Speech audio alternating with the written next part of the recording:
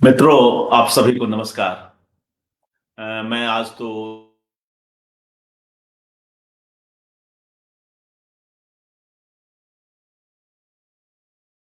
और हर महीने के दूसरे और चौथे रविवार को कविता का पक्ष कार्यक्रम का आयोजन होता है।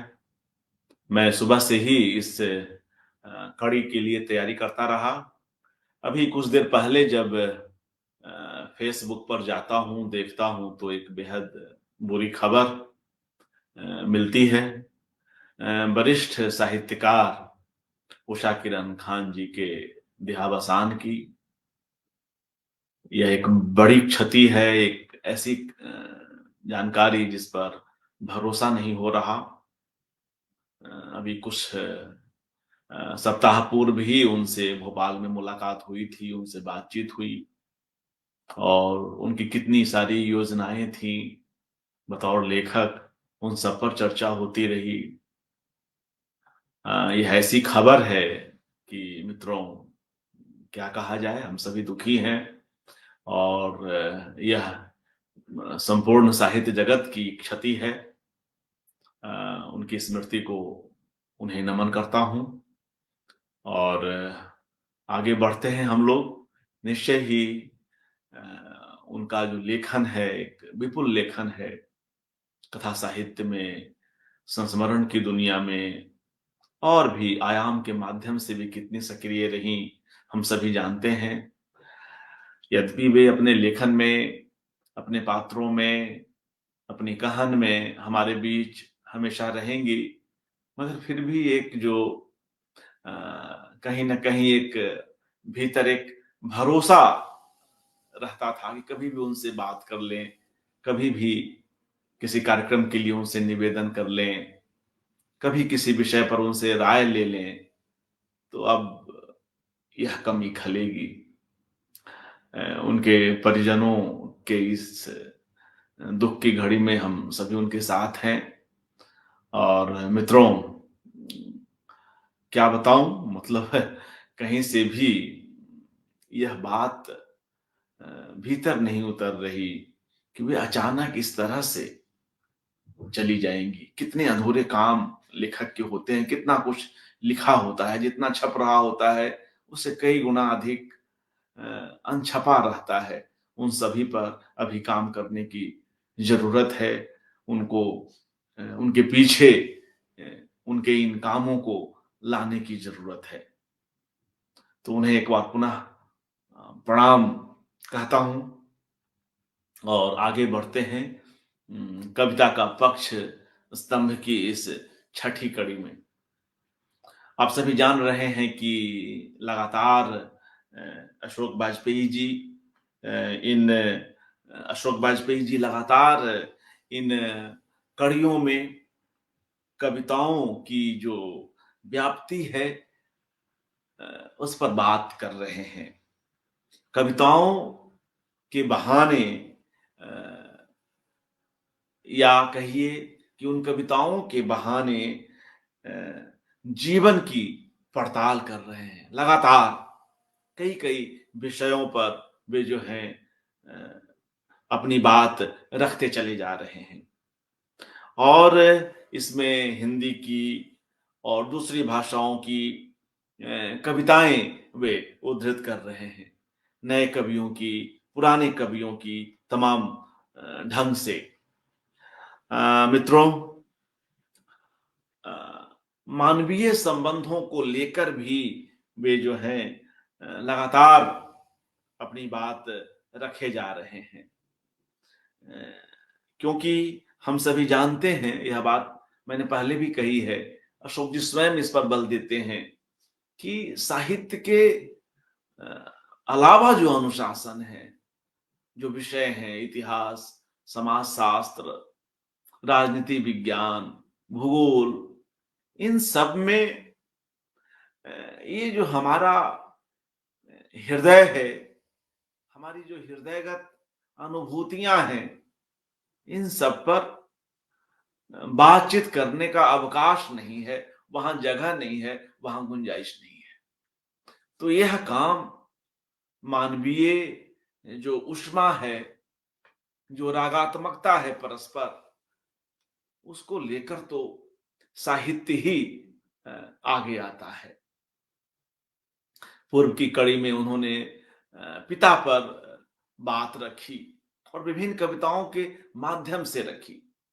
इसी तरह से प्रेम पर और भी कई विषयों पर हम लोगों ने उन्हें सुना। आज की इस कड़ी में वे मानवीय संबंधों में माँ किस तरह से व्याप्त है और कविता में माँ किस तरह से किन-किन रूपों में उतरती है, इसकी बात करेंगे। और मैं यह भी बतला दूं कि अशोक वाजपेयी जी का हर वक्तव्य एक ऐसा वक्तव्य है जो हमें कहीं न कहीं आत्म अवलोकन के लिए भी उकसाता है। इस वक्तव्य में भी आप पाएंगे कि किस तरह माँ को लेकर विभिन्न कवियों के उदाहरणों के बीच वे कहीं न कहीं हमें यह भी कह रहे होते हैं कि आज जब संयुक्त परिवार लगभग काफी हद तक विघटित हो चुका है, माँ के साथ रिश्तों में कई जगहों पर तलखी है, दूरी है, तो ऐसे में हम इस पर विचार करें और उस जननी के साथ जो हमारा एक सहज जुड़ाव है, उसमें कैसे दूरी आ रही है, इस पर भी विचार करें। और वे अपने आज के इस वक्तव्य में कई कवियों को, कई कविताओं को उद्धृत करेंगे। मगर मैं यहाँ पर यह भी बतलाता चलूं कि स्वयं अशोक वाजपेयी जी के यहाँ कविताओं में और अन्यत्र भी माँ कई स्तरों पर उपस्थित है।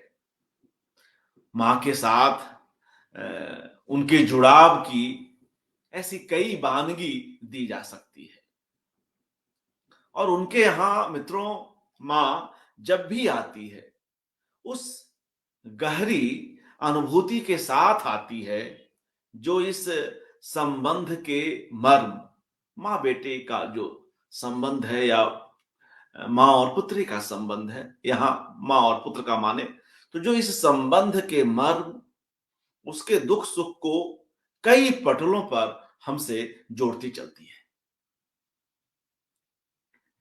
अशोक वाजपेयी अपनी मां के होने और न होने को अपने कुछ एक कविता संग्रहों के प्रकाशन से जोड़ते भी चलते हैं। जीवन और संबंधों को समझने, उसे याद रखने का यह कवि का अपना तरीका भी है। उनके पहले कविता संग्रह शहर अब भी संभावना है में संकलित कविता आसन्न प्रसवा मां के लिए 3 गीत कैसी अनूठी कविता है, हम सभी जानते हैं। पूर्व की किसी कड़ी में हमने उसका पाठ भी किया था। एक पृष्ठ में समाई वह कविता छोटे छोटे 3 खंडों में है। कांच के टुकड़े, जन्म कथा और जीवित जल। इसी संग्रह में शहर अब भी संभावना है संग्रह में मां शीर्षक से उनकी एक और कविता है, बहुत ही महत्वपूर्ण कविता। शिशु का सुख, शिशु का सामीप्य कैसे मां को उसके दर्द से उबार देता है, इस कविता में हम इसका बोध करते हैं। मां की आंखों में तिर आती है जन्म कथा और कवि अपनी मां के शरीर को किसी स्वप्नमय शरीर में बदलता हुआ पाता है। इस कविता के शुरुआती हिस्से में खिड़की के पार जिस चमकदार अंधकार में अलग अलग विरूप चेहरों में बट गई भीड़ की तरह तारे उस मां को डराते हैं, परवर्ती हिस्से में वही तारे उसे स्वर्ग से झिलमिलाते भी दिखते हैं। और यह सब कुछ पार्श्व में लेटे पांचवें बच्चे के स्पर्श से संभव होता है। स्पर्श की ताकत देखिए।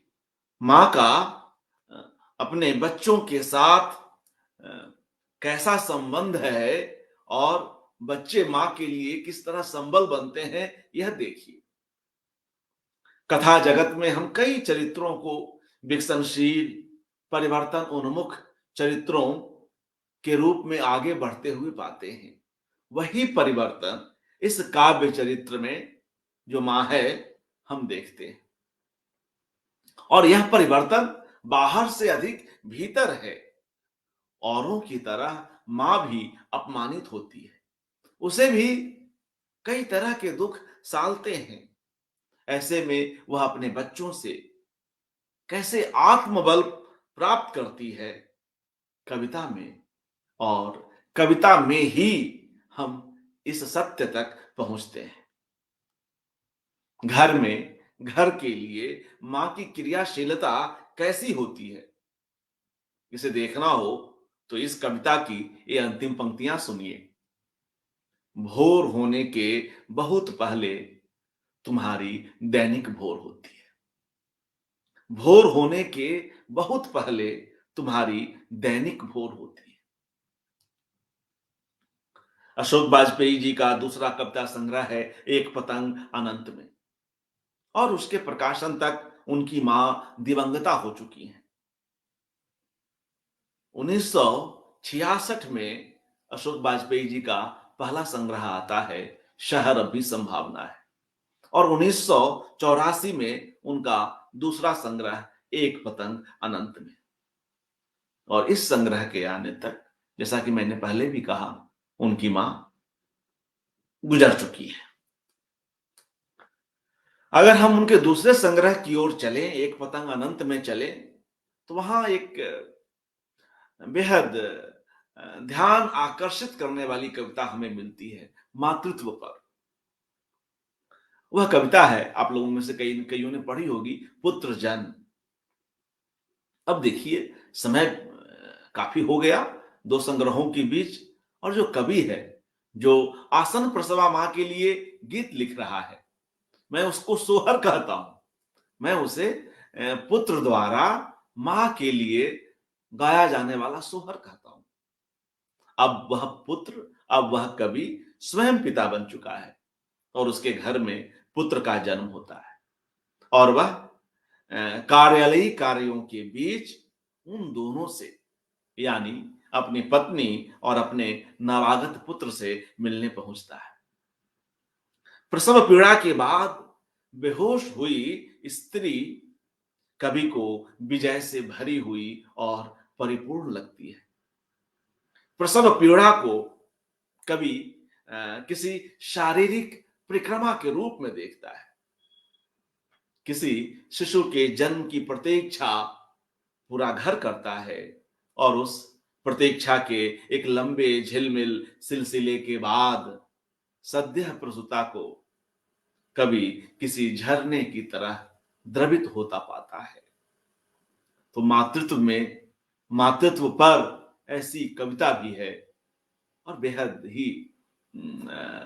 बेहद ही संवेदना जनित कविता, जिसमें प्रसव पीड़ा और उसके बाद लेटी हुई, बेहोश हुई स्त्री का चित्रण बहुत ही कम पंक्तियों में आ पाता है।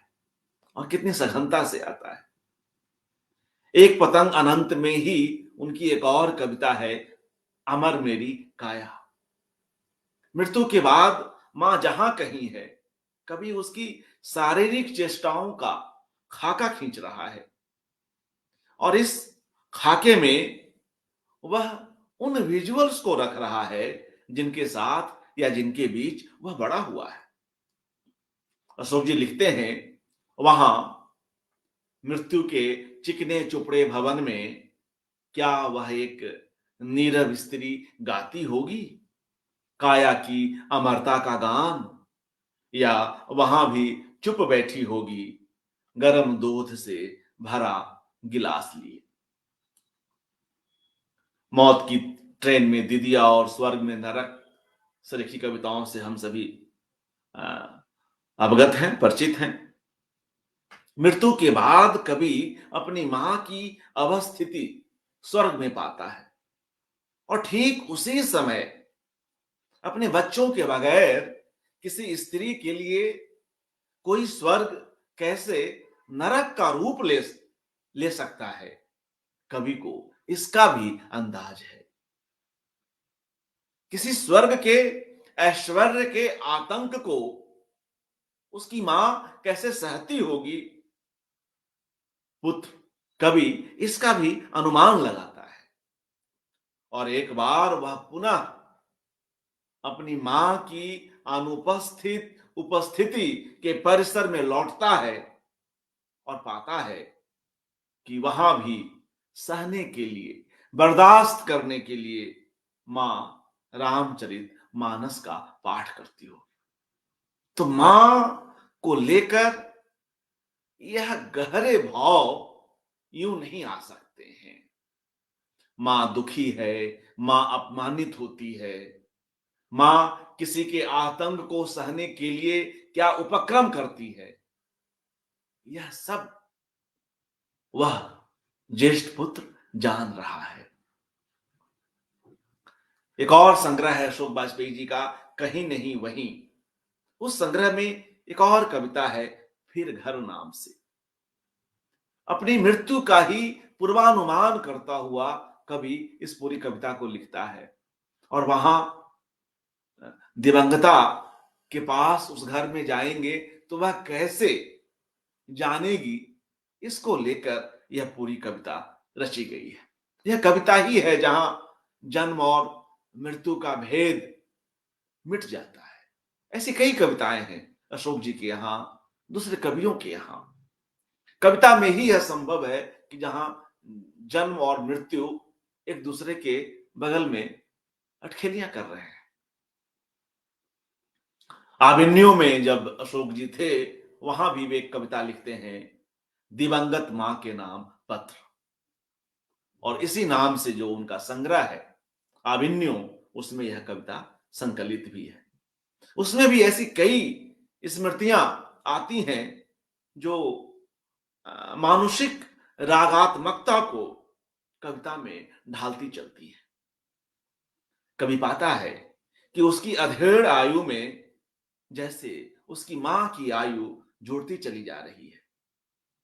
वह अपने परिवेश और समय में अपनी मां को बैठा हुआ पाता है, उस मां को जो उपस्थित नहीं है मगर जो जीवित ना होकर भी जैसे बगल में बैठी हुई है, परदेश में भी साथ है और कई कई भावों को, कई दृश्यों को जैसे कवि अपनी मां के साथ जोड़ लेता है।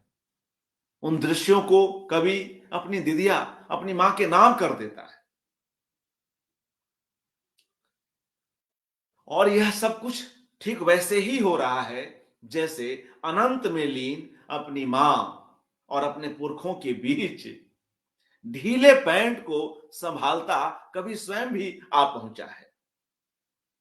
जैसे धरती और स्वर्ग कहिए, जैसे धरती और धरती से इतर दो अलग अलग घर हैं और कभी हठात कोशिश कर रहा है, कभी इस घर में है जो भौतिक घर है और कभी उस घर में है जो कहीं अनंत में है।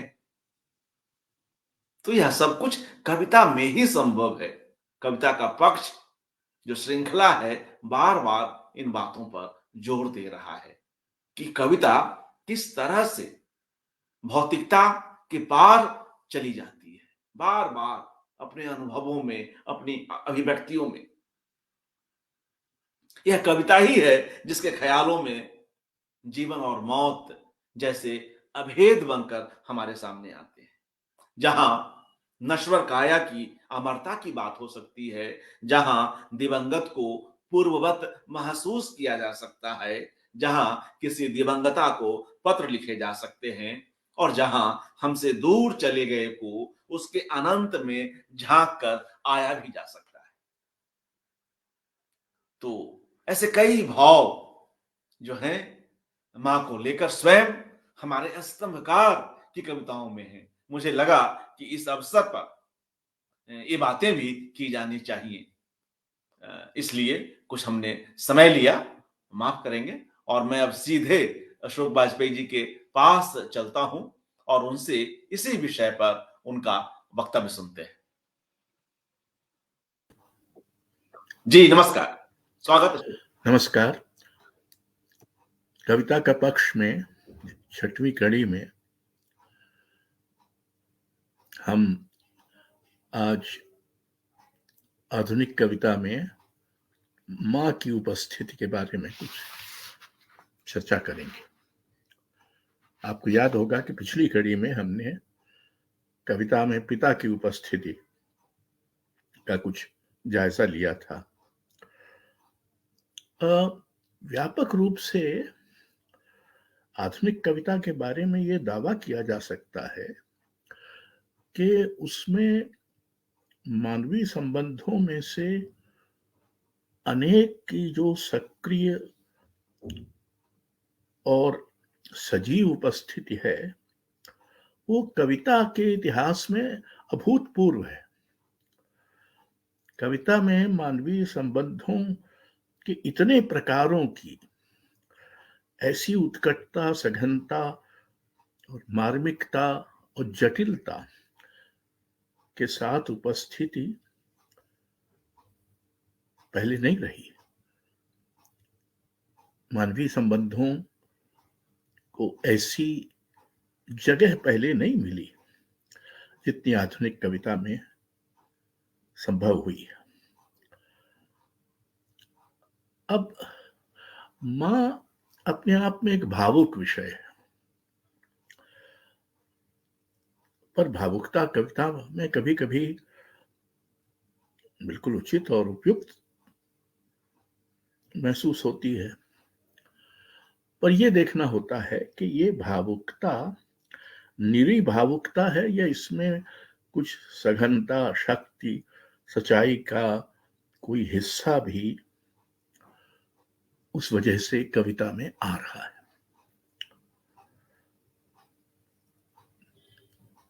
आपको याद होगा कि मां कहते ही हमें बहुत सारी कविता से इतर रचनाएं याद आती हैं। मैक्सिम गोर्की की मां, बर्टोल्ट ब्रेख्त की मदर करेज, इग्नाजियोस हिलोनी का उपन्यास टू विमेन, महाश्वेता देवी की कृति 1,84 की मां, 1,084 की मां, और नरगिस की फिल्म मदर इंडिया। और इसके अलावा हिंदी में एक बहुत ही अनूठी और सशक्त कला कथाकृति ऐ लड़की कृष्णा सोपती की, जिनकी जन्म शती जल्दी ही शुरू हो रही। कई बार कवियों ने मां पर लिखा है और कवियत्रियों ने भी, और कवियों ने अक्सर कवि पुत्र की तरह लिखा है और कवियत्रियों ने अक्सर बेटियों की तरह लिखा है, यानी कवि पुत्री की तरह। ये थोड़ा सुखद और अचरज भरा है कि पितृसत्तात्मक समाज में मां की सत्ता लगभग प्रश्नातीत है और लगभग अजेय है। मां के विरुद्ध कोई कविता नहीं है, मेरी नजर में तो नहीं आई। ये एक मां एक तरह का कवि समय बन गई है। जिसमें एक एक ऐसी स्थिति है जिसमें माँ के विरुद्ध कविता में कोई लिखा नहीं जा सकता, और अगर कोई लिखने की जुर्रत करे तो शायद वो स्वीकार्य नहीं होगा। तो ऐसी अद्भुत और अकाट्य छवि माँ की कविता में है। अब अक्सर आप देखें कि जो कवि जो कविता में माँ की छवि उभरती है वो क्या है? उदार, वत्सल, सहनशील, अबोध, सबको साथ ले चलने, संभालने में कुशल, संरक्षणशील, आत्मत्याग, आत्मस्तर्ग की मूर्ति, परिवार के लिए मरने खटने में अपार सक्षम सयानी। ये सब वो छवियां हैं जो कविता में हैं और जीवन में भी है। आधुनिक जीवन में परिवार छिन्न भिन्न हुआ है, और आपको याद हो कि मुक्तिबोध ने ये कहा था कि संयुक्त परिवार का विघटन भारत में आधुनिक समय की सबसे बड़ी ट्रेजेडी है।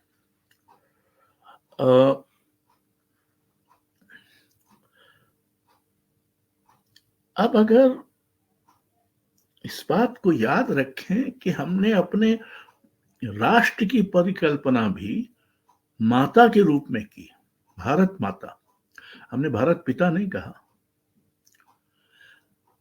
भाषा को भी जब हम जोड़ते हैं तो मातृभाषा कहते हैं, पितृभाषा नहीं कहते। तो माँ की जो उपस्थिति है वो इतनी विशाल है, और ये भी एक गौर करने की बात है कि कविता में माँ चरित्र की तरह नहीं आई है। यानी जैसे कथाओं में, कहानियों में आती है कि लेखक माँ के चरित्र, यहाँ या तो कवि जो है, जैसा मैंने कहा पहले, या तो बेटे के रूप में या बेटी के रूप में लिख रहा है। कई बार माँ को स्वयं बोलने का, माँ की ओर से बोलने का की मुद्रा भी अपनाता है, जैसा कि मसलन जब आगे हम देखेंगे कि मुक्तिबोध की एक कविता है जो उसमें है। और माँ पर जो कविताएं हैं वो ज्यादातर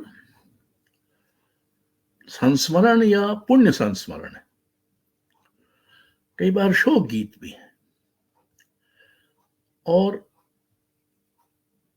ये भी हमारी परंपरा में, साहित्य की परंपरा में, सूरदास आदि को याद करें तो अक्सर माँ की छवि को यशोदा की छवि से जोड़ा जाता रहा है। अभी भी लोक गीतों में और कुछ अनुष्ठानों में, लोक अनुष्ठानों में यशोदा का जिक्र होता है, लेकिन लोरियों में होता है। लेकिन कविता में अब यशोदा की स्मृति नहीं है, कम से कम मुझे नहीं मिली। तो ये जो स्मृति के को बचाए रखने के अनुष्ठान थे, ये हमारे जीवन से गायब हो गए।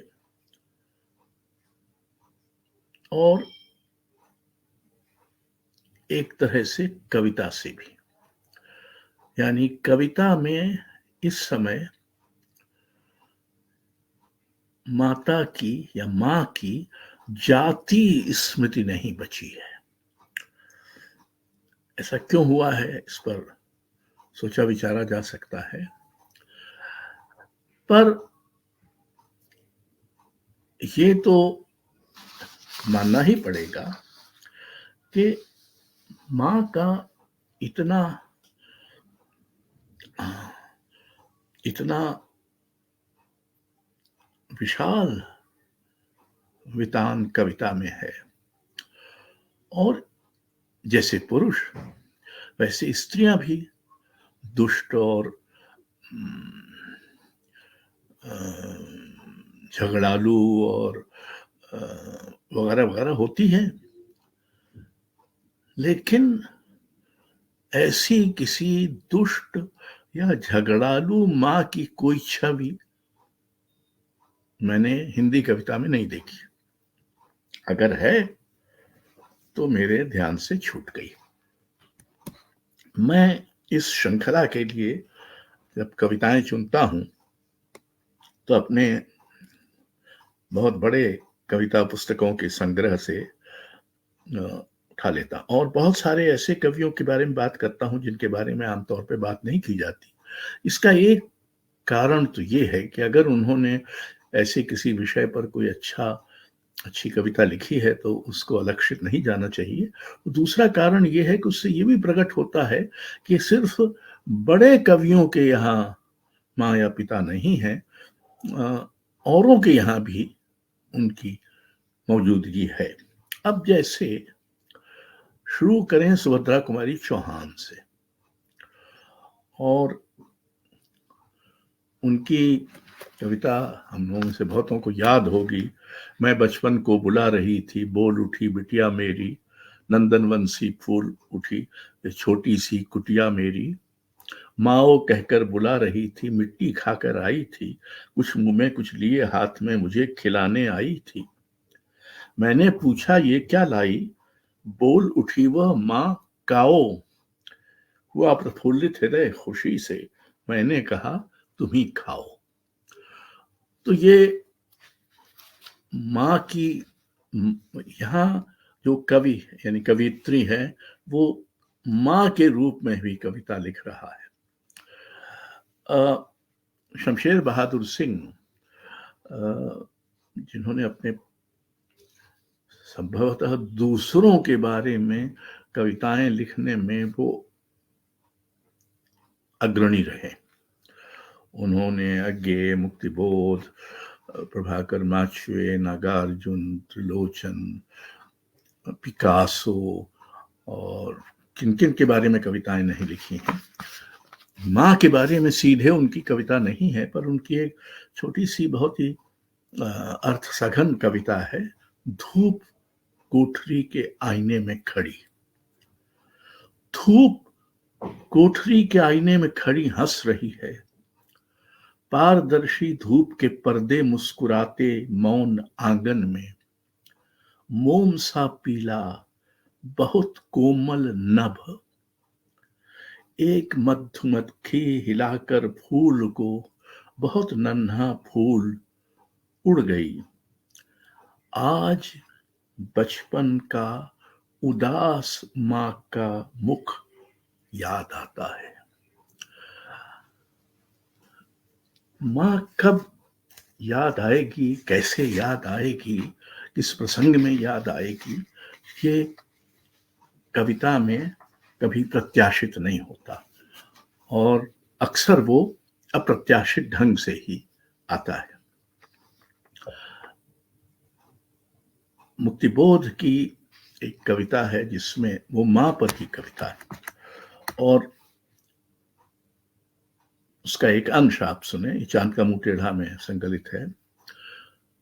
दिल को ठोकर वह विकृत आईना मन का सहसा टूट गया, जिसमें या तो चेहरा दिखता था बहुत बड़ा फूला फूला, या अकस्मात विकलांग और छोटा छोटा सा। सिट्टी गुम है नाड़ी ठंडी, देखता हूं कि मां व्यंग स्मित मुस्कुरा रही है, डांटती हुई कहती है वह, तब देव बना अब जिप्सी भी, केवल जीवन कर्तव्यों का पालन न हो सके इसीलिए निज को बहलाया करता है। चल इधर बीन रूखी टहनी, सूखी डालें भूरे डंठल। पहचान अग्नि के अनिष्ठान अधिष्ठान, जा पहुंच स्वयं के मित्रों में, कर अग्नि भिक्षा लोगों से पड़ोसियों से मिल, चिलचिला रही सड़कें व धूल है चेहरे पर, चिलचिला रहा है बेशर्म दलित दर भीतर का, पर सेमल का ऊंचा ऊंचा वह पेड़ रुचिर संपन्न लाल फूलों को लेकर खड़ा हुआ, रक्तिमा प्रकाशित करता सा वह गहन प्रेम, उसका कपास रेशम कोमल, मैं उसे देख जीवन पर मुक्त हो रहा। अब यहां एक मां है जो कवि पुत्र को डांट लगा रही है, उसको जीवन कर्तव्य की याद दिला रही है। और ये जो उस समय का स्थायी भाव था, लोगों से अलग, अकेलापन, उसका प्रतिकार कर रही है और उससे कह रही है। और अक्सर कविताओं में मां के प्रसंग में हमेशा प्रकृति के किसी बिंब का, किसी चित्र का सहारा दिया जाता है। प्रकृति और पृथ्वी संभवतः मातृरूपक ही है, अपने मूल में, अपने आशय में, अपनी अंतर्ध्वनियों में। और इसलिए पृथ्वी को भी मां कहा गया है और प्रकृति को भी मां कहा गया है। हालांकि इस श्रृंखला में मैं हिंदी कविता की ही ज्यादातर बात करता हूं, उसी का सहारा लेता हूं। गाब्रिएला मिस्त्राल लातीनी अमेरिका की पहली कवि थी जिन्हें नोबेल पुरस्कार मिला। उन्होंने रविंद्रनाथ के भी 3 गद्य गीतों का रूपांतरण किया था। उनका एक संग्रह मुझे अज्ञे जी ने जो वो कैलिफोर्निया में पढ़ाते थे और थोड़े दिन के लिए भारत आए हुए थे, तो मेरे लिए एक संग्रह लाए थे गाब्रिएला मिस्त्राल का। उसमें अद्भुत कविताएं हैं। वो कभी उनका विवाह नहीं हुआ, वो कभी मां नहीं बनी, लेकिन मां बनने का जो अनुभव है, कैसे गाब्रिएला मिस्त्राल ने चरितार्थ किया, ये एक बहुत ही आश्चर्य की बात है। ये परकाया प्रवेश का एक अद्भुत क्षण रहा है। इस कविता में, जिसका अनुवाद नरेंद्र जैन ने किया है, कहो मां, आपको याद आएगा रघुवीर सहाय की पिता के बारे में जो कविता है वो कुछ इसी ढब की है। पर इसको सुनिए। मां कहो वह सब जो जाना तुमने अपनी तकलीफ से, कहो कैसे जन्मता है वह और कैसे मेरे भीतर से मुझ में गहरे तक रचा बसा वह पाता है एक नन्ही देह। कहो क्या खोजेगा वह मेरे स्तन अकेले, या बुदबुदाते हुए मुझे ही देने होंगे उसे ये स्तन। अब पढ़ाओ मुझे प्रेम का विज्ञान मां, बतलाओ मुझे नए स्पर्श, इतने कोमल के पत्तियों के स्पर्श से ज्यादा कोमल। कैसे आने वाले दिनों में मैं धोऊंगी उसका नन्हा सिर, कैसे मैं लपेटूं उसे वस्त्रों में कि पाए न वह कोई कष्ट। सुनाओ मुझे वो लोरी मां जो सुनाती थी तुम मुझे जब मैं सोती थी, वह उसे सुलाएगी किसी भी गीत से बेहतर।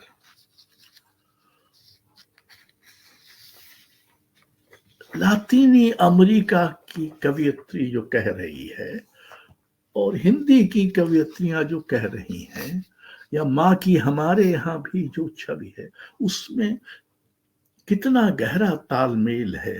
वो एक ही तरह की स्त्रियां हैं और एक ही तरह की माएं हैं। ऋतुराज की एक कविता है, मां के बारे में जो बहुत सारी रूढ़ियां बनी हुई हैं, उनमें से एक है कि मां सब कुछ जानती है। तो ये कविता उसी का एक, मां सब जानती है, हमारे पकते शरीरों का अहर्निश दुख किसी परवक्ष से आंखें जुड़ाए धड़कनें देता हुआ दूर होता है। मां सब जानती है। अनेक द्वारों से चलता हुआ एक गला घोटू एकांत का प्रेत तनिक से संबोधन में मचल जाता है। मैं यह लूंगा कि वह लूंगा, भले ही उंगलियां जल जाए मेरी। मां सब जानती है। मां पिता के बरक्स बच्चे को अधिक छूट देती है। ये भी एक रूढ़ी है। भगवत रावत अम्मा से बातें, ये उनके कविता संग्रह का ही शीर्षक था। और यहां एक ऐसी अम्मा है, ज्यादातर कवियों ने ऐसे लिखा है जैसे उनकी मां को उनकी कविता का न तो पता है और न उससे उसका विषय बन जाने के अलावा उसका कोई संबंध है। लेकिन यहाँ एक दूसरे तरह की अम्मा है भगवत रावत के यहाँ। अम्मा, मैंने लिखी एक और कविता। कितने बरस हो गए तुमने पास बैठकर बात नहीं की, तुमको कुछ भी नहीं सुनाया। बचपन में जो कुछ लिखता था तुम्हें आज भी वैसा का वैसा याद है। सुना सुनाकर तुमको ही तो सीखा लिखना, तुम्हें छोड़कर कोई भी विश्वास कहाँ करता था मेरे लिखने का। वे भी कैसे दिन थे अम्मा, जब तक मैं जागा करता था तुम जगती थी सारी सारी रात। तुम्हें नींद क्यों नहीं आती थी अम्मा, मुझको पढ़ते देख तुम्हें कैसा लगता था। जोड़ जोड़ दुखते घुटने टखने हाथों से मलते मलते तुम क्या क्या सोचा करती थी। जब किताब के बीच छिपाकर कागज में लिखने लगता था कविता, तुम सब कुछ जानते हुए भी कैसे अनजानी रहती थी। खामोशी से मेरे चेहरे पर आती जाती कविता को कैसे पढ़ लेती थी। कविता लंबी है तो अब यहाँ एक बिल्कुल अलग संबंध है माँ से। वो कवि की माँ जो है वो उस बाल कवि को उसकी काव्य चेष्टा को पहचान भी रही है और उसके लिए जगह भी बना रही है।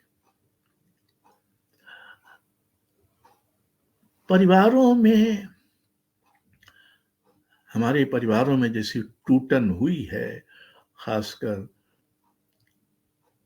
एक पीढ़ी से दूसरी पीढ़ी में जाने पर बच्चों के बीच, संतानों के बीच जो बंटवारे और झगड़े जहां से होते रहे, तो नरेंद्र पुंडरीक की एक कविता का अंश है, अब रह गई है मां।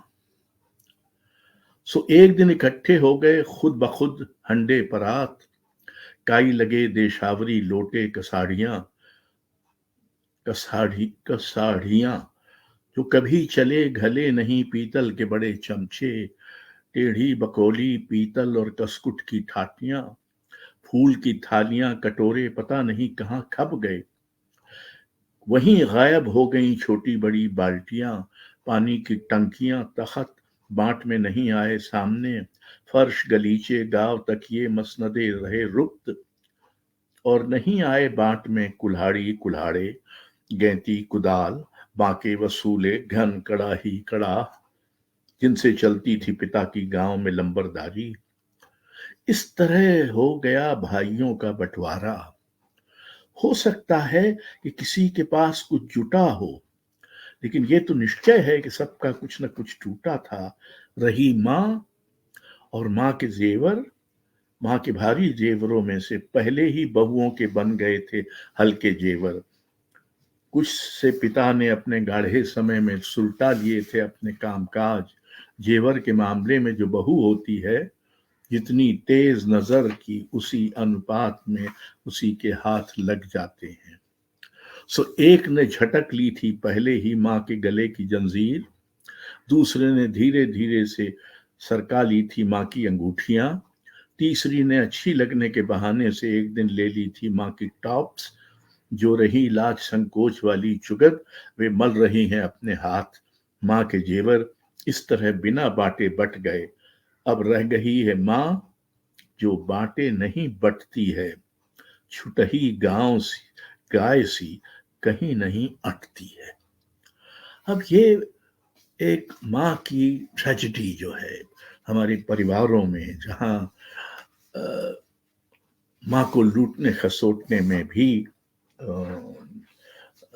लोग बाज नहीं आते, संतानें बाज नहीं आती। और ऐसे किस्से तो अखबारों में हम अक्सर पढ़ते रहते हैं कि कैसे किसी माँ को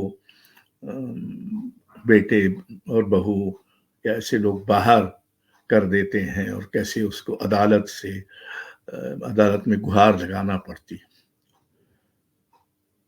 चंद्रकांत देवताले ने एक दूसरी दृष्टि अपनाई है कि वो, उनकी कविता का शीर्षक ही है मां पर नहीं लिख सकता कविता। मुझे याद आता है एक जमाने में मेरे तो पहले कविता संग्रह की शुरुआत ही मां पर कविता से थी। आसन्न प्रसवा मां के लिए 3 गीत। और उस समय अकविता आंदोलन चल रहा था, तो उसके एक कवि ने, जो अच्छे कवि थे और आज तक हैं, उन्होंने व्यंग किया था कि मां जैसे पिछड़े विषय पर अशोक वाजपेयी के अलावा कोई और कविता नहीं लिखता। तो ये भी एक जमाना था जब मां पर कविता लिखना व्यंग का विषय होता था। और चंद्रकांत देवताले, जो मेरे लगभग हम वैसे थे, उन्होंने लिखा कि मां पर लिख नहीं सकता कविता। मां के लिए संभव नहीं होगी मुझसे कविता, अगर चींटियों का एक दस्ता मेरे मस्तिष्क में रेंगता रहता है।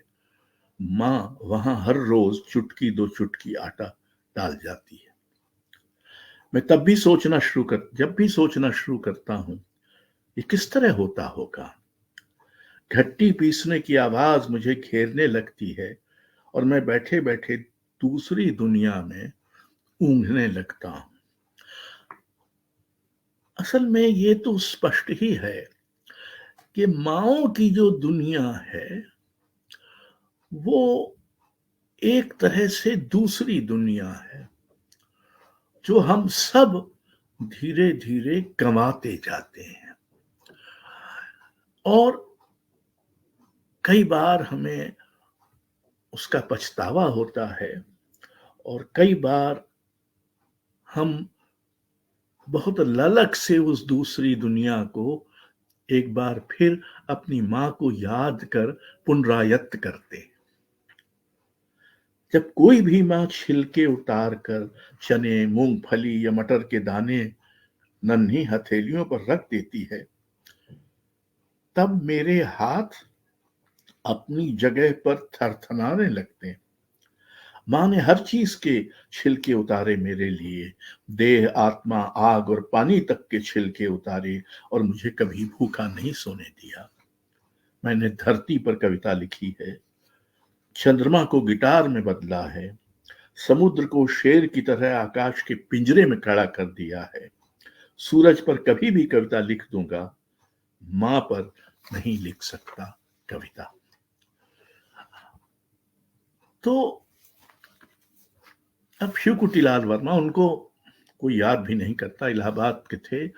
उनका पहला कविता संग्रह हमने पहचान के अंतर्गत प्रकाशित किया था। वो मलयज श्रीराम वर्मा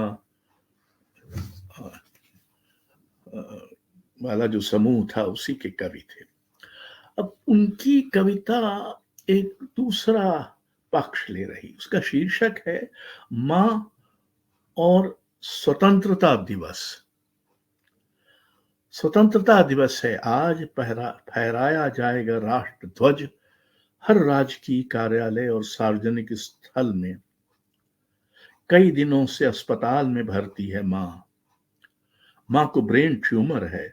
स्वतंत्रता दिवस पर आयोजित कार्यक्रम का हिस्सा तो नहीं है वह, पर जाने क्यों लगती है वह मुझे उसके हिस्से सी। अस्पताल में फहराया जाता है राष्ट्र ध्वज, गूंजते हैं गीत मातृभूमि के स्वाधीनता के। सभा के कानों में निचुड़ रहा है व्याख्यानों की सधी चाकू से उत्सर्ग का महत्व। उत्सर्ग हो रहे हैं शब्द, छोटे शब्द बड़े बड़े शब्दों में यूं समाहित हो जाते हैं जैसे समा जाता है देश के बड़ों में देश का सामान्य जन। अब बारी है मां की। ऑपरेशन के पूर्व मां देख लेना चाहती है भर आंख अपना परिवार। वो संजो लेना चाहती है आंखों में अपना पूरा संसार।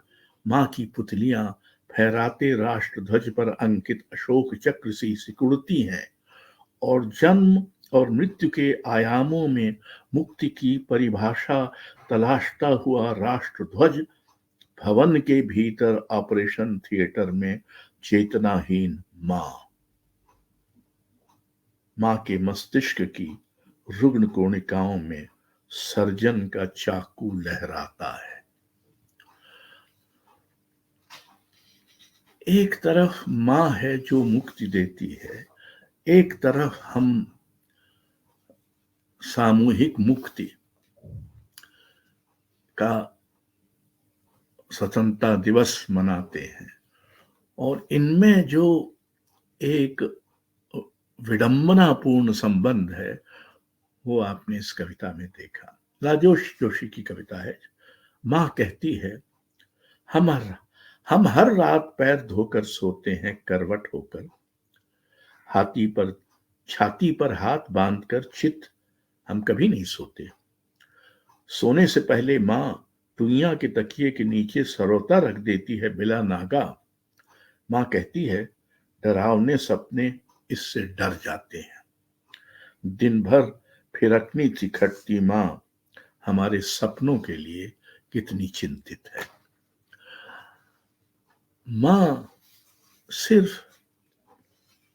आज की सच्चाई के लिए चिंतित होने वाली इकाई नहीं है, एक ऐसी इकाई है जो बच्चों के सपनों के बारे में भी चिंतित होती है, और ये बात आपको कविता ही बताती है, कोई और नहीं। बोधिसत्व की कविता लंबी कविता है इसलिए उस नहीं पूरा पढ़ूंगा। वो है मां का नाच। वहां कई स्त्रियां थी जो नाच रही थीं गाते हुए। वे खेत में नाच रही थीं या आंगन में, ये उन्हें भी पता नहीं था। एक मटमैले वितान के नीचे था चल रहा ये नाच। कोई पीली साड़ी पहने थी, कोई धानी, कोई गुलाबी, कोई जोगिन सी। सब नाचते हुए मदद कर रही थी एक दूसरे की।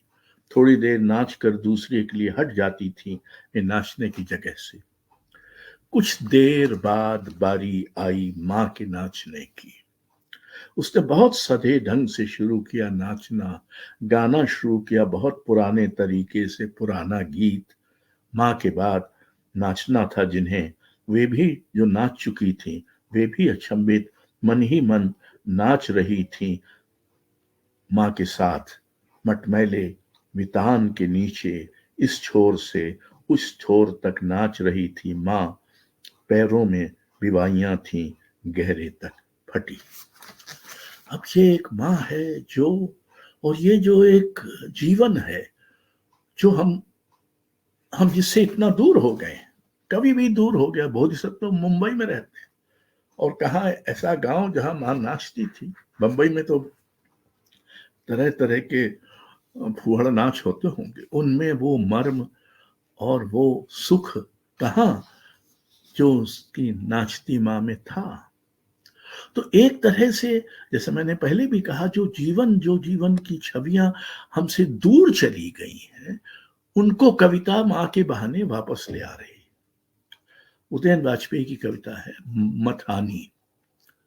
अब मथानी तो अब गायब ही हो चुकी है, या हमारे घर में होती है छोटे रूप में। जब मां काली हांडी में मथानी चला रही है, उस पर लिपटी रस्सी के दोनों सिरे उसके हाथों में आगे पीछे होते हैं, और मठे के ऊपर मक्खन के कण इकट्ठा होते जाते हैं। वो साड़ी थोड़ी सी ऊपर कर पंजों पर बैठ मुझे चावल खिला रही है। दूर कहीं पास से आता स्कूल बस का हॉर्न हमें घेर रहा है। उसके हाथों से घी की गंध आती है। भाई पहली बार गांजा पीने के बाद आंगन में खड़े होकर अपने मरने की बात करता है। पिता चीखते हैं, मुझसे पहले तुम कैसे? उनकी घबराहट आकाश तक पहुंचकर उनके आने की राह देखती है। मां मथानी रोकती है।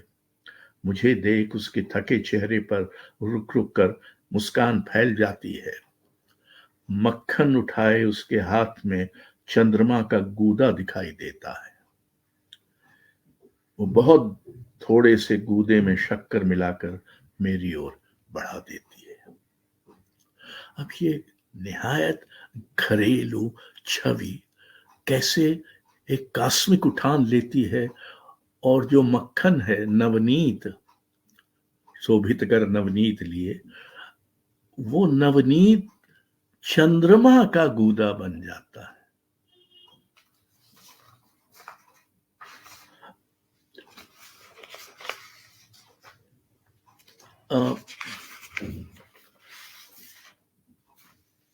कई बार हमको जो पश्चात बुद्धि जागती है, मां के समय हमने क्या सोचा था, अब हम क्या सोच रहे हैं, इसको अनिल कुमार सिंह की कविता है मां। मां एक भरी हुई थाली का नाम है। मैं सोचता था जब मैं बहुत छोटा था, आज मैं बड़ा हो गया हूं और सोचता हूं कि मैं गलत सोचता था।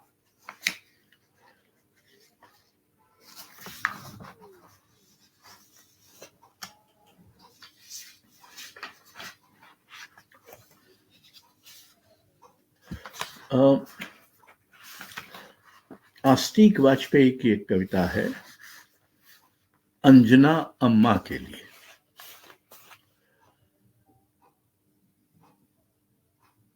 ये बताना शायद अनुपयुक्त नहीं है कि आस्तिक और हुताशन दो जुड़वा भाई हैं जिनकी मां की मृत्यु इनके जन्मते ही हो गई, और उनकी मां का नाम था अंजना। तो ये कविता है अंजना अम्मा के लिए। मैंने खोजा है तुम्हें पेड़ों में, पत्तों में, आसमान में, हालांकि वो बहुत टूटा हुआ है बादलों से। अपनी याद के उस कोने में जिससे कल्पना गुथ गई है, बारिश में, बारिश के बाद पेड़ों की गंध में, बादलों के काले कवच में, पानी के भालों में, रिश्तेदारों की बातों में, पिता की आंखों में, ताऊ के गुस्से में, बुआ के प्रेम में। मैंने खोजा है तुम्हें अपने भाई की परछाई में, मैंने खोजा है तुम्हें खुद में। तो एक अपनी मां को जो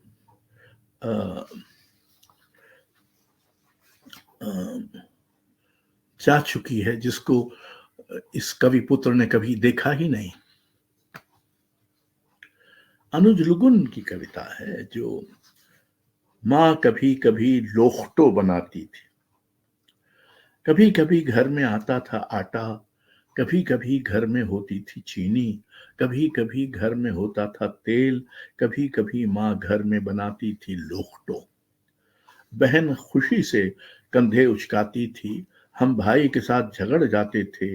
माँ चुपचाप लोई बनाती, उसे बेल कर आड़े तिरछे काटती। हम माँ की उंगलियों को ताकते, पिताजी हड़िया का डूबा उठाकर कहते, ऐसे में तो हम में से कोई नहीं, ऐसे तो हम में से कोई नहीं बना सकता। हम समझते माँ लोखटो बनाती है, लेकिन माँ ही जानती थी उधार के आटे से, उधार की चीनी से, उधार के तेल से वो घर बना रही है। हम नहीं समझते थे तब, हम अब समझते हैं। माँ हमेशा घर बनाती थी, वो कभी कभी ही लोखटो बनाती थी। अब ये एक पकवान बनाने की प्रक्रिया को कैसे कवि घर बनाने की प्रक्रिया में बदल देता है, और ये जो विपन्नता के बीच में भी एक तरह की विपन्नता के बीच में भी एक तरह की रचना संभव है। लुफ्टो तो कभी कभी बनता है, पर मां घर तो हमेशा बनाती है। ध्रुव शुक्ल की कविता है मां की 40वीं बरसी पर। धरती पड़ जाती है कम, रोज एक कदम, कोई एक स्पर्श घुलता चला जाता है अनंत में। भूल गया है बरसना कोई एक बादल, पानी के बहने की कोई एक पहचानी सी आवाज अब नहीं आती। कोई एक आंच चली गई है दूर, कोई एक सांस रह गई है पीछे, अटकी न जाने कहां। प्रिया वर्मा की एक कविता है जो अपेक्षाकृत असाधारण है। एक भ्रूण से भेंट वार्ता। ये एक मां है की ओर से है, जिसने अपने शिशु को भ्रूण अवस्था में ही नष्ट कर दिया है। डोली नहीं तुम्हारी देह मेरी सख्त हथेली पर, तुम्हें रखते हुए जाना तुमको मैंने नन्हे जीव। जो अभी अभी मारा गया है उसकी मां की सहमति से, तब जबकि यह गर्भ निरोध की सरलता का युग है, तब भी तुम्हारी हत्या के लिए मैंने आवेदन किया और दस्ताने पहने उन हाथों को, कैंची, चिमटी, नश्तर को अनुमति दी कि वे छिन्न भिन्न कर दें तुम्हें, अलग कर दें, बेघर कर दें तुम्हें तुम्हारे स्थान से। गर्भ में हुई हत्याओं का दोष किसी न्यायालय में तय हो गया हो, तब भी हत्याएं जारी हैं। पड़ोस के पलंग पर एक बलात्कृत लड़की के गर्भ में एक जीव है, मारा जाएगा बिना जाने गुण सूत्र क्या था, उसका दोष क्या था। फिर तुम्हारा कोई दोष नहीं था, न नाम सोचा था तुम्हारा, तुम्हारे भीतर अभी स्पंदन भी नहीं था। उन्होंने बताया मात्र अंकुर था, भीतर पलता हुआ। तुम्हें मार देने के बाद मैं शायद रोऊंगी भी नहीं, पर शायद बहुत दिनों तक रोती रहूंगी, चुपचाप चुपचाप। संसार पराश्रव्य आवाजों से घिरा है। संसार को सबसे अधिक खतरा इन्हीं आवाजों से है जो इतनी घुटी कि फूट ही न सकी। तुम्हारी पहली रुलाई मैं नहीं सुन सकूंगी, मेरे कामों में नहीं है क्षमता। मां नहीं, मैं हत्यारी हूं तुम्हारी। इन हाथों को जो तुम्हें काट छांट कर रख गए हैं, बहा गए हैं मेरी योनि से बाहर, उन हाथों को रुपयों से भरने वाले हाथ मेरे ही थे। इन्हीं की हथेली पर रखी तुम्हारी देह क्यों डोलेगी, क्यों बोलेगी। अब ये एक एक स्त्री का संताप है, एक मां का, कि उसने जो भी कारण हो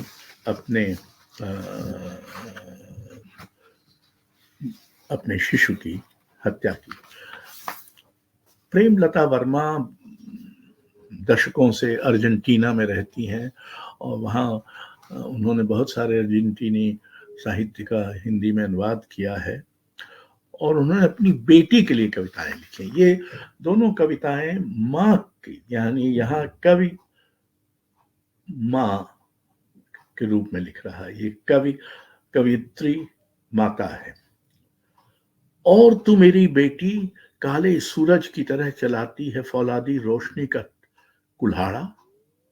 ममता से डरकर जबकि गढ़ रही थी मैं एक जलपोत उखड़ी दशाओं पर स्थितियों के पार जाने के लिए उनके बेहूदे विध्वंसक तर्कों को काट।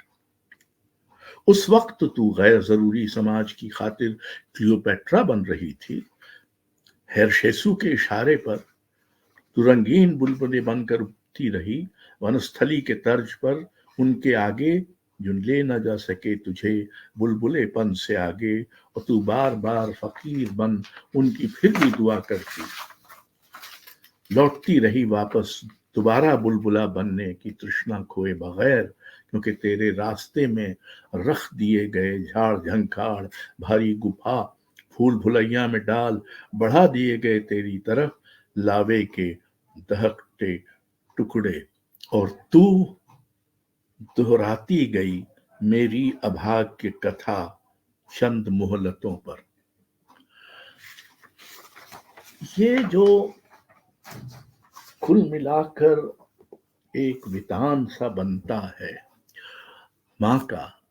अब माँ की माँ भी तो होती है, यानी या तो नानी या आजी।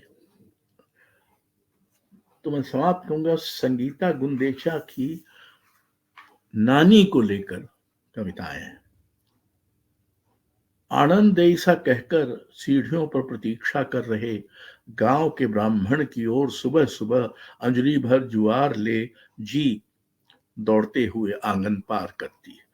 वो अपनी नानी को अपनी माँ के तर्ज पर जी कहती थी।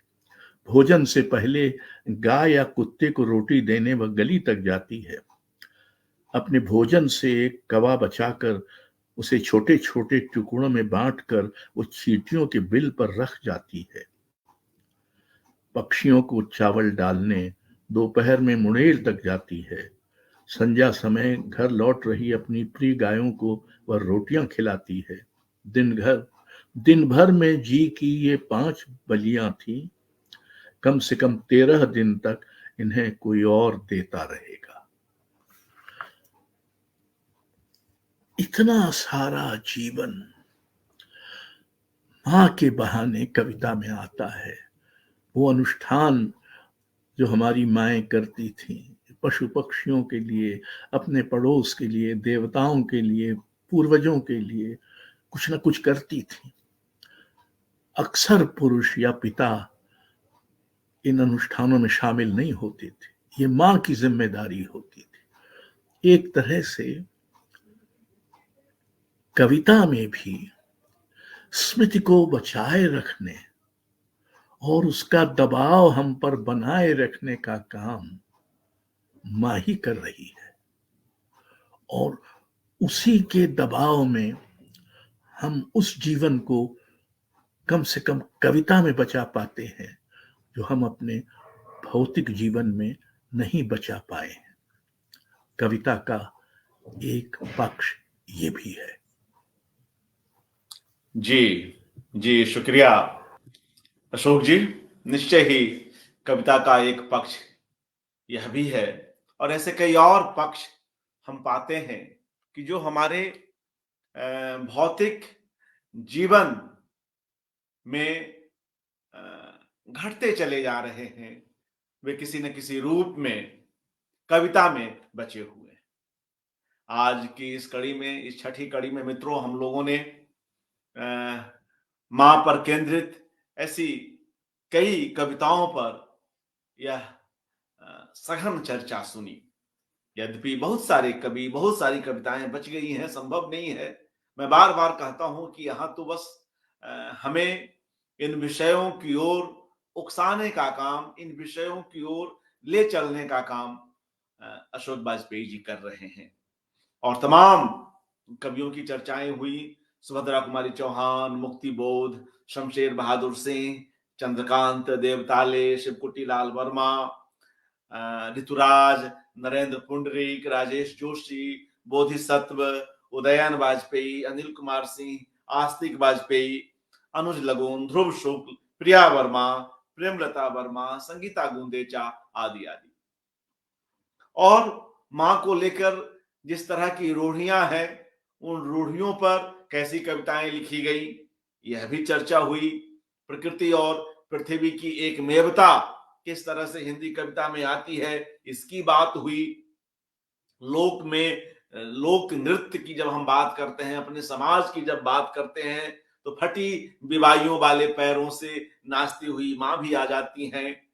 मक्खन के रूप में चंद्रमा का गुदा खिलाती हुई मां भी आती हैं। तो ऐसी कई चीजें आज हमने सुनी। और उधार के आटे और चीनी से लोफ्टो बनाती हुई मां भी यहाँ है। और क्या खूब कि अनुज लगुन कहते हैं कि मां तो कभी कभार लोफ्टो बनाती थी, घर तो अक्सर हाँ बनाती थी।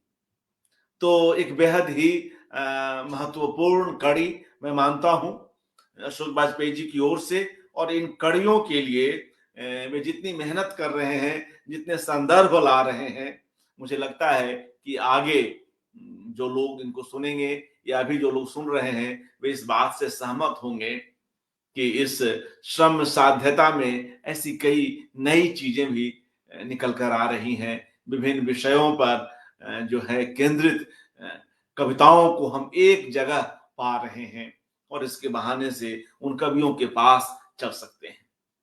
कई ऐसी यादें जो है माँ को लेकर हम सबके भीतर हैं और चूंकि हर कवि अलग-अलग परिवेश में है, अलग-अलग आर्थिक पृष्ठभूमि से आता है, तो उसकी कविताओं में माँ को लेकर वे स्वर भी भिन्न हैं। एक बेहद महत्वपूर्ण कविता घर की याद है, गीत कविता है भवानी प्रसाद मिश्र की। वे भी पूरे घर को ही जब याद कर रहे हैं, बहनों को, भाई को, पिता को और घर को ही, तो माँ भी तो याद आएंगी ही। तो उस कविता में भवानी प्रसाद मिश्र कहते हैं या गाते हैं, और माँ बिन पढ़ी मेरी, दुख में वह गढ़ी मेरी, माँ की जिसकी गोद में सिर रख लिया तो दुख नहीं फिर, माँ की जिसकी स्नेह धारा का यहां तक भी पसारा, उसे लिखना नहीं आता कि जो कि उसका पत्र पाता। माँ को लिखना नहीं आता है तो माँ का पत्र मुझे नहीं मिल सकता, लेकिन उसकी स्नेह धारा का जो पसारा है वह दूर प्रवासन में भी कवि तक आ पहुंचा है। यह बहुत बड़ी बात है।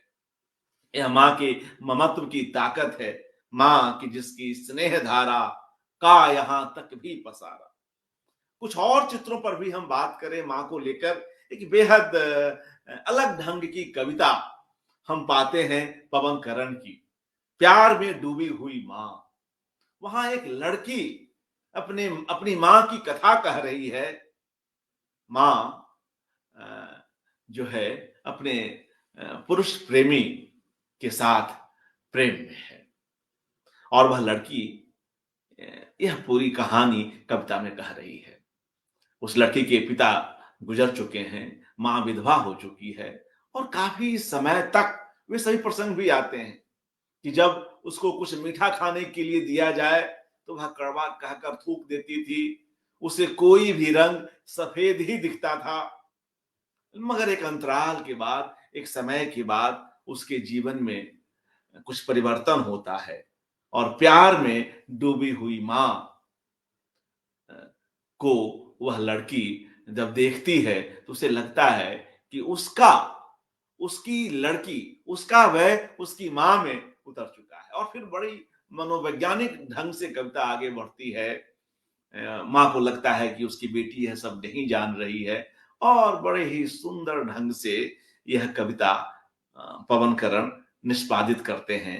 प्यार में डूबी हुई माँ, जहां एक लड़की में उसकी माँ आकर मिल जाती है। प्रेम के उन क्षणों में माँ स्वयं जैसे कम उम्र की हो जाती है, युवा हो जाती हैं, अपने दुखों को कहीं एक तरफ करके आगे बढ़ती हैं। तो दूसरी तरफ उपासना झा की कविता याद कीजिए, बासी रोटियां। जब यह जो कवित्री है वह खुद जब रोटियां बना रही हैं तो कैसे उनके भीतर मां उतर आती है। बासी रोटियां, क्योंकि अन्न को बर्बाद नहीं करना है। और हम देखते हैं हमारे घरों में कई बार बच्चे भी बासी रोटियां खाते हैं। मैंने स्वयं काफी सारी बासी रोटियां खाई हैं, मगर माएं भी खूब बासी रोटियां खाई हैं। उपासना झा अपने इस कविता में लिखती हैं, बस यह पता ही नहीं चला कि कब रोटियों का बासीपन मां की थाली से उतरकर मेरी थाली में चला आया। तो यह जो कहीं ना कहीं अंतरण है, ट्रांसफर होना है मां का पुत्री में, या उस तरह की चिंता, उस तरह के सरोकार का वापस युवतर पीढ़ी में आ जाना, इस रूप में भी मां हमारे भीतर जिंदा रहती है। बस ये पता ही नहीं चला कि कब रोटियों का बासीपन मां की थाली से उतरकर मेरी थाली में चला आया। तो हम किसी को इस तरह से भी याद कर सकते हैं। मगर क्या इतना ही सच है? नहीं, मां किस तरह से अनाम रह जाती है, उसका किया धरा एक तरफ रह जाता है, लोग उसे भूल जाते हैं। गांव घरों में जो कहिए कि मायके से उसकी याद की जाती है, सिरनामा वाली तो गोपालपुर वाली, जो जिस जगह पे वह है, तो वह जिस गांव से ब्याही गई है, जिस गांव से आई है वह, तो उसके नाम के साथ या अपने बड़े बच्चे की के नाम के साथ उसको जोड़ करके रेणु की माँ, किसी और की माँ, अमोह की माँ, विवेक की माँ, तो माँ का नाम कई बार या तो उसके मायके से जुड़कर रह जाता है या उसके बच्चे के साथ या जो उसका घर वाला है उसके साथ कि उसकी घरवाली है। इसी को ध्यान में रखकर इसी पर कटाक्ष करती हुई प्रेम रंजन अनिमेष की एक कविता है पहला नाम। यह भी कहीं ना कहीं उल्लेखनीय कविता है, पहला नाम। मैं इसको सुनाता हूं। बच्चे ने सुना मां त्याग का दूसरा नाम है। बच्चे ने सुना मां त्याग का दूसरा नाम है। बच्चे ने जाना मां चूल्हे की आग का दूसरा नाम है। मां का पहला नाम ढूंढ रहा है बच्चा। मां का पहला नाम ढूंढ रहा है बच्चा। तो यह स्थिति भी है। तो जो बात अशोक जी कह रहे हैं कि भाई पितृसत्तात्मक समाज में भी मां के विरोध में उन्हें कोई कविता नहीं मिली, वह बात भी अपनी जगह सही है। लेकिन यह बात भी सही है कि मां को उसके हिस्से का जो मिलना चाहिए, उसकी जो जगह मिलनी चाहिए, वह भी नहीं। अनुज लगुन की कविता उन्होंने उद्धृत की। एक और महत्वपूर्ण कविता उसी आदिवासी जगत से आती हुई कवित्री जसिंता केरकेटा की है। उनकी कई कविताओं में मां आती है। एक उनकी कविता है परवाह।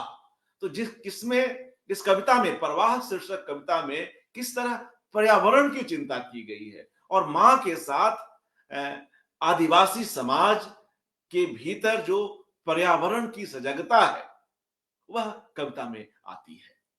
परवाह, जसिंता किरकिटा की यह कविता। वे लिखती हैं, मां एक बोझा लकड़ी के लिए क्यों दिन भर जंगल छानती, पहाड़ लांघती, देर शाम घर लौटती हो। मां एक बोझा लकड़ी के लिए क्यों दिन भर जंगल छानती, पहाड़ लांघती, देर शाम घर लौटती हो। और जो जवाब देती है मां, उसी में वह पर्यावरण सजगता है जिसकी चिंता करना दरअसल अपनी ही चिंता करना है, जिसके बारे में सोचना अपने बारे में ही सोचना है और जिसको बचाना स्वयं को ही बचाना है, अपनी पीढ़ियों को ही बचाना है। सस्टेनेबल डेवलपमेंट की बात हम सभी जानते हैं, तो कैसे कविता में भी वह सस्टेनेबल डेवलपमेंट आता है, इसको भी देखिए। फिर से पढ़ता हूं।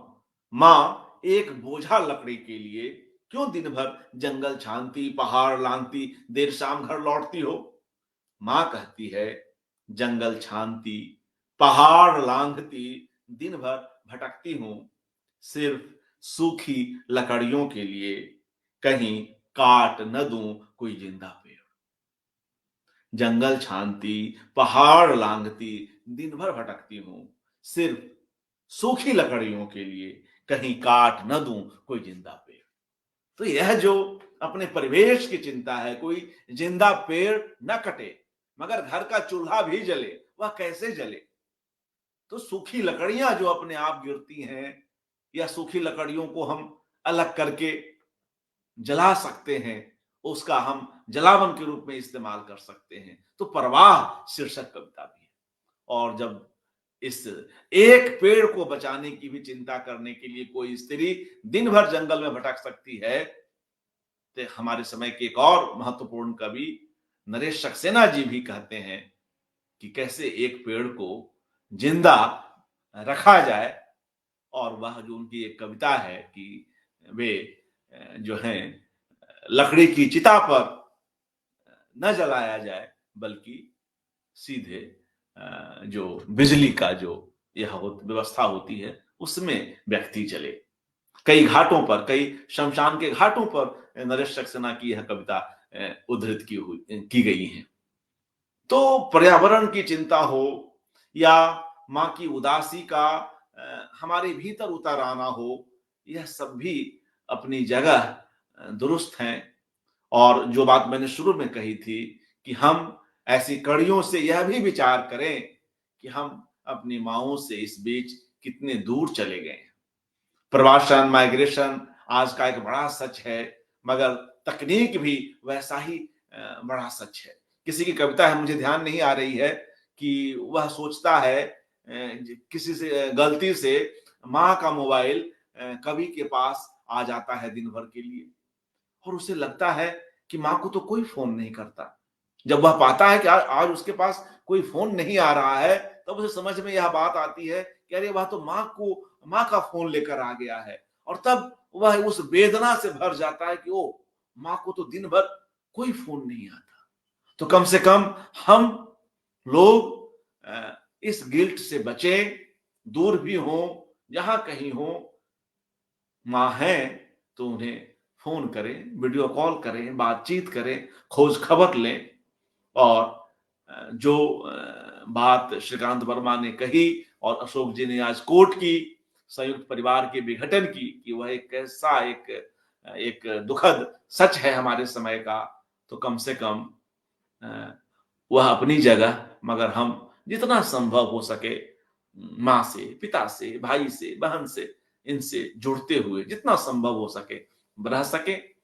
कविता इसी भावभूमि को लेकर लिखी जाती है, और कविता में ऐसे ही दर्द आते हैं, और वे दर्द हमें कहीं न कहीं रोकते हैं कि भई इसको नियंत्रित करो, इससे बचो, इस दर्द से बचो। दर्द का बयान दरअसल उससे बचने की कोशिश भी है। कविता अप्रत्यक्ष रूप से वही काम करती है। कविता हमें चिकोटी काटने का काम करती है कि तुम अपने ही उपभोग में, अपनी ही तल्लीनता में ऐसे मत रम जाओ। सुख का परिसर ऐसा न बनाओ कि वहां किसी पुरानी आवाज के लिए, किसी जननी के लिए जगह नहीं हो। किसी माता को, अपनी ही माता को नोचने खसोटने में न लगो, वह भी हमारा ही सच है। कवि ऐसे कई सच के ऐसी कई परतों को उघाड़ने का काम करता है। बहुत बहुत शुक्रिया मित्रों, काफी समय हो गया, मैंने भी काफी समय लिया। आप सभी का धन्यवाद हमसे जुड़ने के लिए। अगली कड़ी में फिर मिलेंगे। धन्यवाद।